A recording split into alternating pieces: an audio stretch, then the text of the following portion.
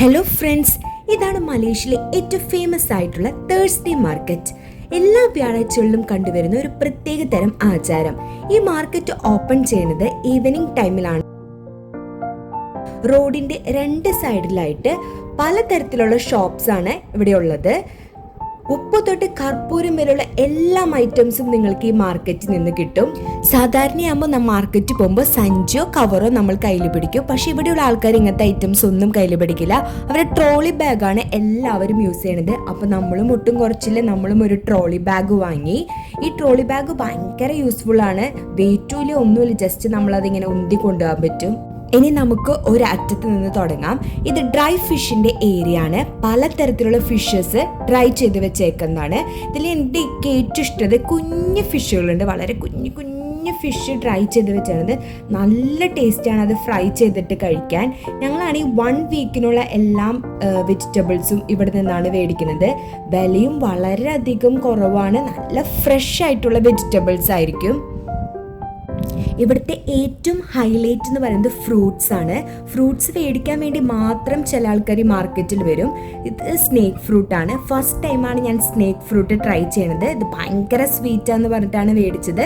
പക്ഷെ ഇത് ചക്ക പോലത്തെ ഒരു ഇത്, ചക്കര അത്രയും ടേസ്റ്റ് ഇല്ല, അത്രയും സ്വീറ്റും അല്ലായിരുന്നു. പിന്നെ ഇത് മാംഗോസ് ആണ്. മാംഗോസിനാണ് ഏറ്റവും ഇവിടെ റേറ്റ് കുറവ്. നമുക്ക് 10 റിങ്കറ്റൊക്കെ ഉള്ളൂ. ഇപ്പോൾ 4 kg മാംഗോസിനൊക്കെയും 10 റിങ്കറ്റ് മാത്രം. നമ്മുടെ നാട്ടിനെ അപേക്ഷിച്ച് നോക്കുമ്പോൾ ഭയങ്കര അധികം റേറ്റ് കുറവാണത്. ഫ്രൂട്ട്സ്, എല്ലാ തരത്തിലുള്ള ഫ്രൂട്ട്സ് നമുക്ക് കിട്ടും. അതും നല്ല ഫ്രഷ് ആയിട്ടുള്ള ഫ്രൂട്ട്സ്.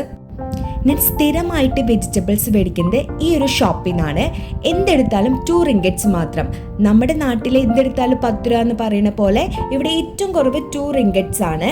ആ ഒരു പ്ലേറ്റിൽ അവർ കറക്റ്റ് മെഷർ ചെയ്തിട്ട് വെജിറ്റബിൾസ് വെച്ചിട്ടുണ്ടാവും. നമുക്കൊരു ബാസ്ക്കറ്റ് തരും. അങ്ങനെ ഞങ്ങൾ കുറച്ച് അധികം വെജിറ്റബിൾസ് എടുത്തു. ഇതിൻ്റെ തൊട്ടപ്പുറത്തെ ഒരു കേക്കിൻ്റെ ഷോപ്പാണ്. Cake, snacks, sweet items.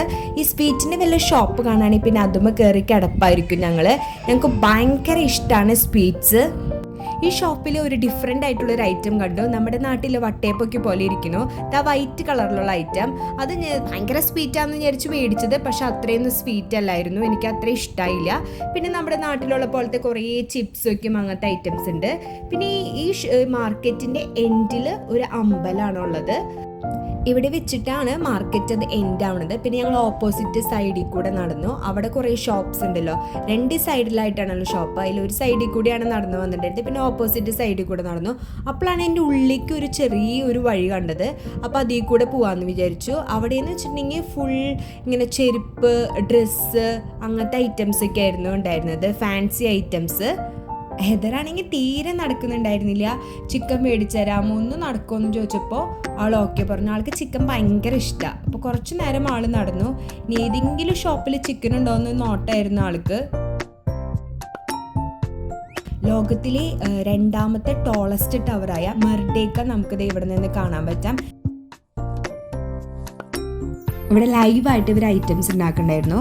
എന്ത് ദോശ പോലെ പരത്തിയിട്ട് അതിൻ്റെ മേലെ കുറച്ച് പഞ്ചസാര വിതരണ പോലെ തോന്നി. പിന്നെ അതിൻ്റെ മേലെ കുറച്ച് ചോക്ലേറ്റ് ഇട്ടു. അപ്പോൾ കണ്ടപ്പോൾ ഒരു കൊതി തോന്നി, ചോക്ലേറ്റ് ഉള്ള കാരണം. അങ്ങനെ ഞങ്ങളത് മേടിച്ചു. പക്ഷെ നല്ല ടേസ്റ്റ് ഉണ്ടായിരുന്നു, നല്ല സോഫ്റ്റും ആയിരുന്നു അത്. ഹെൻട്രിക്കിനും ഹെദറിനും നല്ല ഇഷ്ടമായി. ഇനി നമ്മൾ വരാണെങ്കിൽ ഇത് എന്തായാലും മേടിക്കണം എന്നാണ് 2 പേരും പറഞ്ഞത്.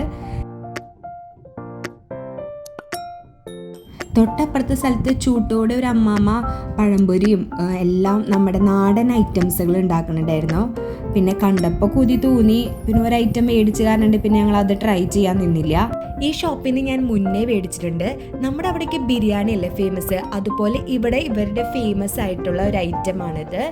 ആ ചേട്ടനാണെങ്കിൽ ഞാൻ വ്ളോഗ് എടുക്കണം കണ്ടപ്പോൾ എനിക്ക് വിക്ടറിക്കും കാണിച്ചു. അയ്യോ, ഒന്ന് സബ്സ്ക്രൈബ് ചെയ്യാൻ പറയാൻ മറന്നുപോയി.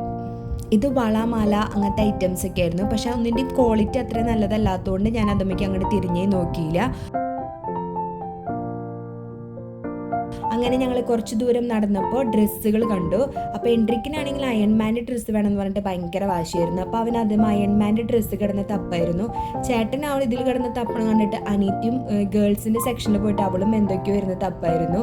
അവൾക്കും അയൺമാൻ്റെ ഡ്രസ്സ് വേണമെന്ന്. പക്ഷെ ചെറിയ സൈസ് ഉണ്ടായിരുന്നില്ല. എല്ലാ ആഴ്ചയും കമ്പൽസറി ആയിട്ട് മേടിക്കുന്ന സാധനമാണ് പഴം. പുട്ടും പഴം ഇവർക്ക് ഭയങ്കര ഇഷ്ടമാണ്. അതുകൊണ്ട് എല്ലാ വീക്കിലും ഏതെങ്കിലും ഒരു ദിവസം പുട്ടും പഴമായിരിക്കും. അങ്ങനെ അപ്പം അതും മേടിച്ചു. അങ്ങനെ കുറച്ച് ദൂരം നടന്നപ്പോൾ ടോയ്സ് കണ്ടുവരെ. ടോയ്സ് കണ്ട് അവിടെ ഫ്രീസായി നിൽക്കും. 2 പേർക്ക് എവിടേക്ക് അനങ്ങാൻ പറ്റില്ല. അത് കഴിഞ്ഞിട്ട് അപ്പോഴും ഒരു ചോദ്യമുണ്ട്, അപ്പയ്ക്ക് ഇത് വേണോ, അപ്പയ്ക്ക് അത് വേണോ, ഇതെന്തെല്ലാം അപ്പ ഇരുന്ന് കളിക്കുന്ന പോലെയാണ് ആ ഒരു ചോദ്യം കേട്ടിട്ടുണ്ടെങ്കിൽ. പിന്നെ അധികം നേരം ഇവിടെ നിന്നാൽ ശരിയാവില്ല എന്ന് ഞങ്ങൾക്ക് മനസ്സിലായി. അപ്പം ഞങ്ങൾ വേഗം പോവാമെന്ന് വിചാരിച്ചു. അപ്പം ഇത്രയേ ഉള്ളൂ ഇന്നത്തെ video. Okay, bye, see U.